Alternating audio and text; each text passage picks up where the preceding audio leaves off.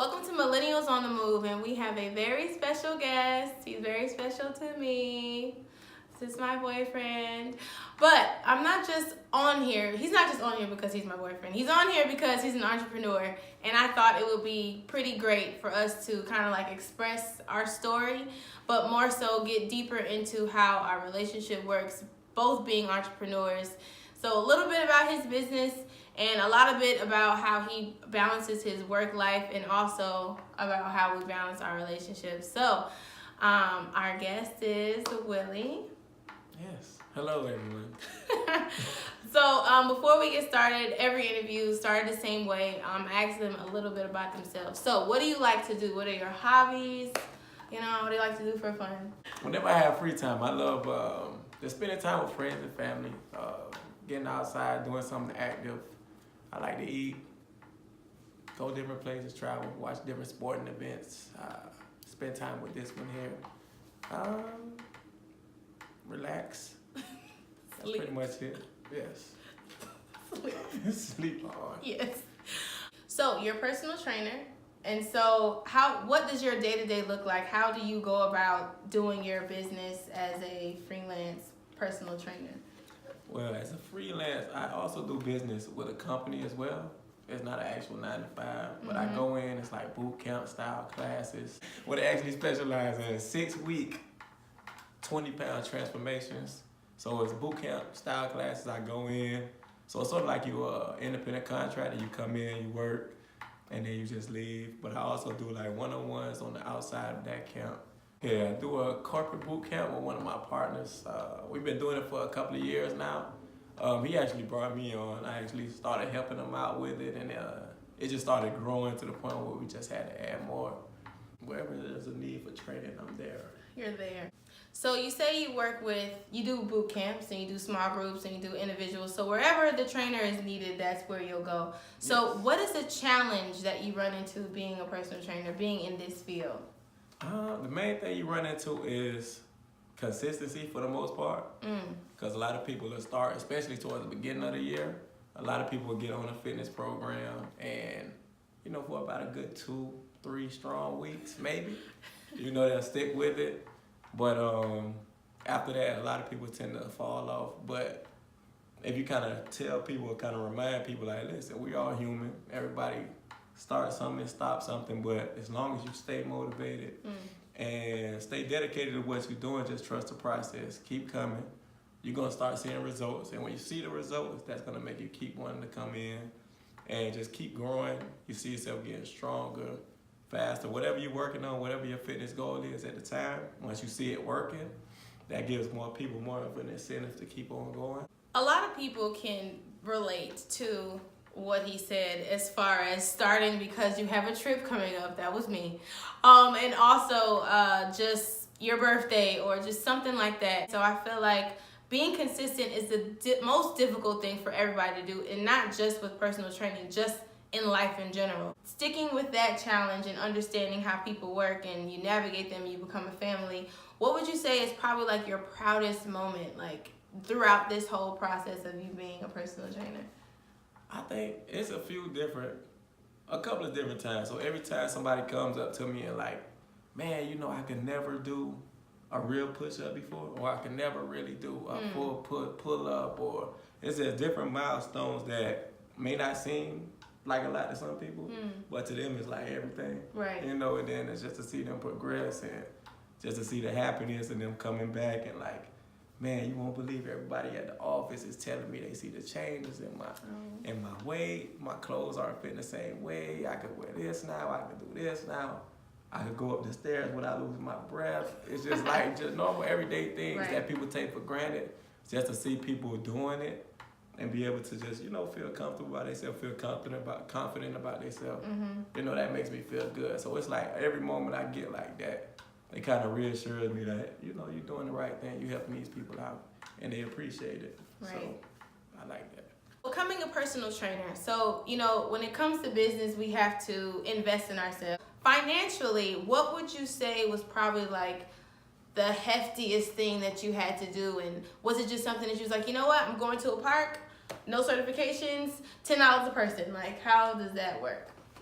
Well, before, like you said, the credentials is a major thing, especially if you decide to go and work inside of a gym or a different facility, just for any kind of liability issues. If anything happens on your watch, nobody wants to be held liable for anything. So just making sure that you are certified so people come in, they actually see some kind of proof like, okay, they actually did the work and they know what they're doing as far as it comes to the personal training. Which the first one I actually got, the first certification I actually got was with NASA. So National Academy of Sports Medicine, I got it back in 2014 around March. And it's a self-study course. You have to pay like, it was right around a good $6.99, $5.99. I believe I got it. It was like a deal going on at the time. So I hopped on it. I hopped on that deal at the time. But it's a self-study course. You do everything at your own pace. And as soon as I passed the test, I started going into it and like, okay, how can I apply this to the different people? Because I started out with a couple of individual sessions I used to do. And the stuff that I learned, you just kind of apply it and just always learning. You can never know too much about anything. So just always gaining more knowledge about just your subject matter and try to be as well versed in it as you can. So I went with that one first. And then a couple of years later, I got a certification with ACE, American Council on Exercise. So ACE, I got the ACE Group Fitness Certification. So it's just like, got deeper into just the type of training that I like to focus on mainly. I still love to do personal training, but group training is more, I love group training a lot more because you interact with way more people. You decided to become an entrepreneur, and the track you decided to take was personal training.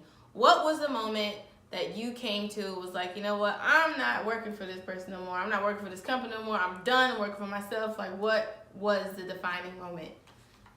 Well, during the time when I was in college, when I was in actually FAMU, Florida Agriculture and Mechanical University, it's where we actually met.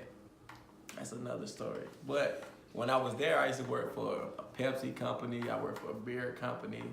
I did a lot of stuff driving with trucks. I did a lot of like manual labor type stuff. So when I would do that, I would be working 12, 15-hour days. Like it was. You're gonna be on the clock at least 10, 12 hours every single day. And I'm up there just, stocking up shelves, moving this and that from here, driving these trucks and this and that. I just was sitting there one day, well, not one day, a few days.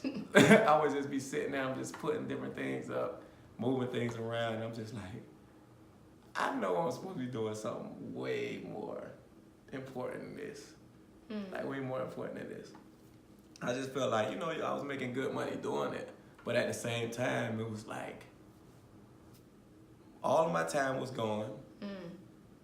Anytime I had any kind of extra time, I would be sleeping or trying to get to class, which, sleep would mostly win that battle. Right.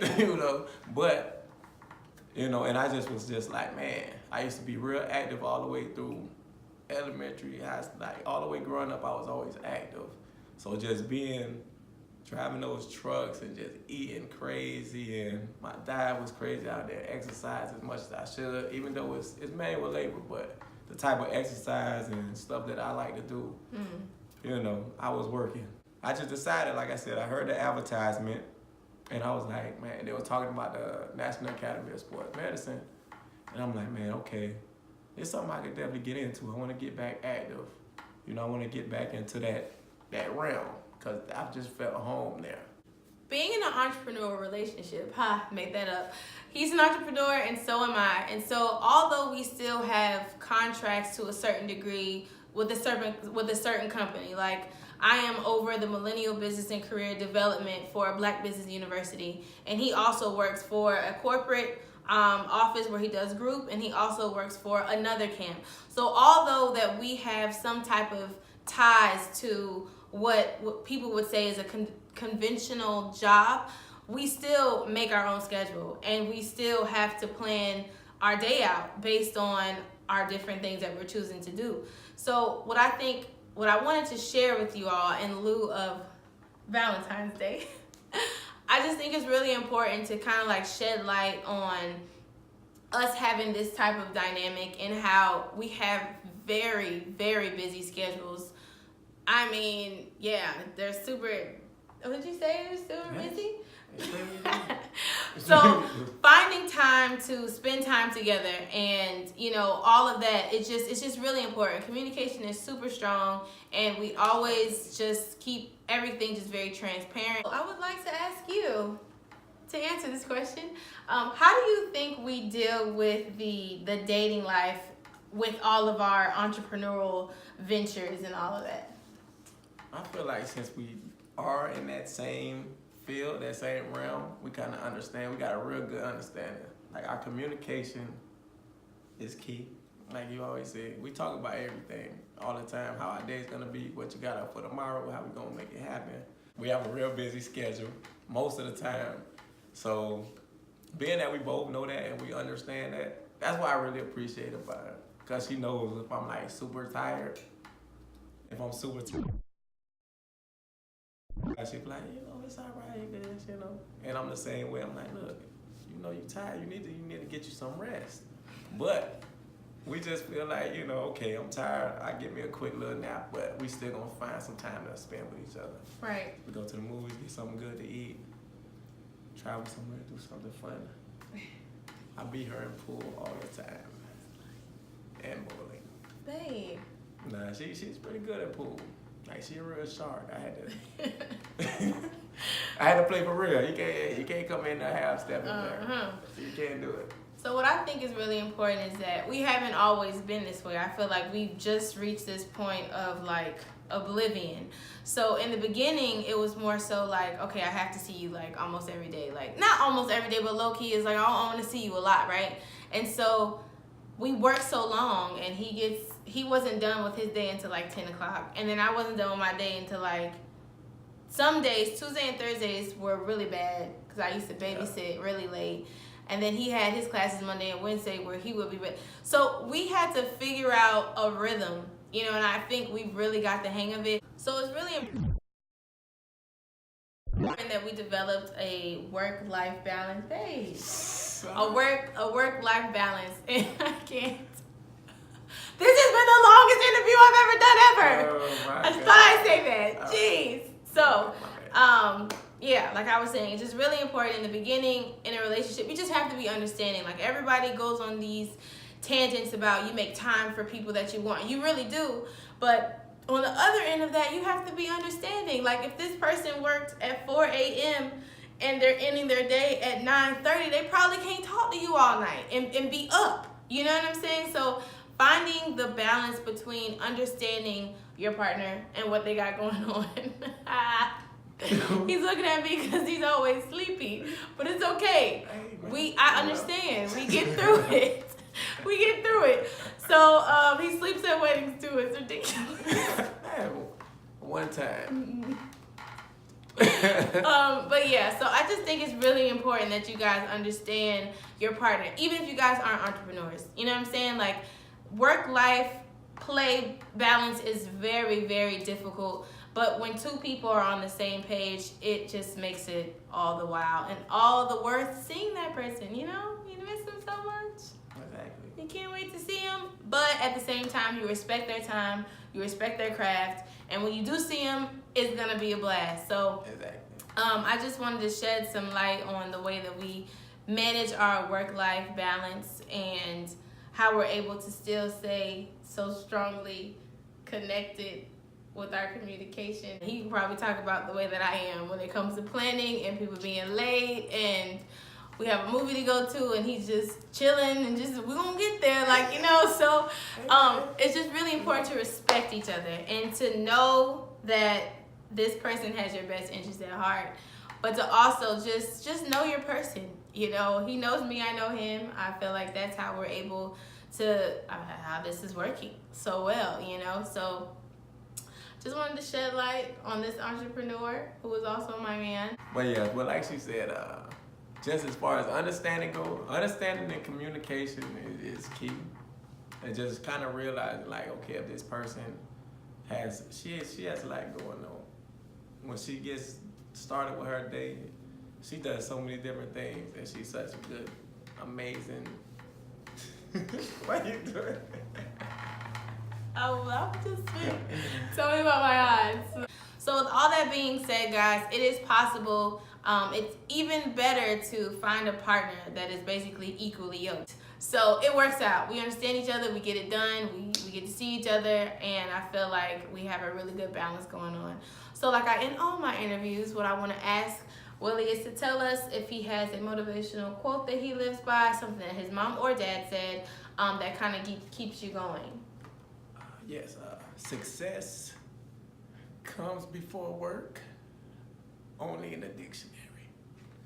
I was studying for my exams. I used to write that quote down all the time on every page when I wrote my different workouts, on everything I had, on every composition book, notebook that I had, I would write that at the top of every book. So what was it again? Success comes before work, only in the dictionary. All right, y'all, you heard it. Thank you for tuning in Valentine's Day. I'm sure you guys have been going on dates. And also, if you're single, it's not a curse. I thought I just had to throw that in there. Look at my previous post that I wrote about being single in this day and what that means. And it may mean nothing to you. But I just wanted to shed light on our entrepreneurial relationship. For anybody that is still single, like, don't rush it, man. Take time to know yourself, know what you like, what you want. It'll come. When you least expect it, it'll come. Just let it happen organically. You'll be good. You'll be all right. Millennials on the Move, thank you so much for tuning in, and we'll see you next interview.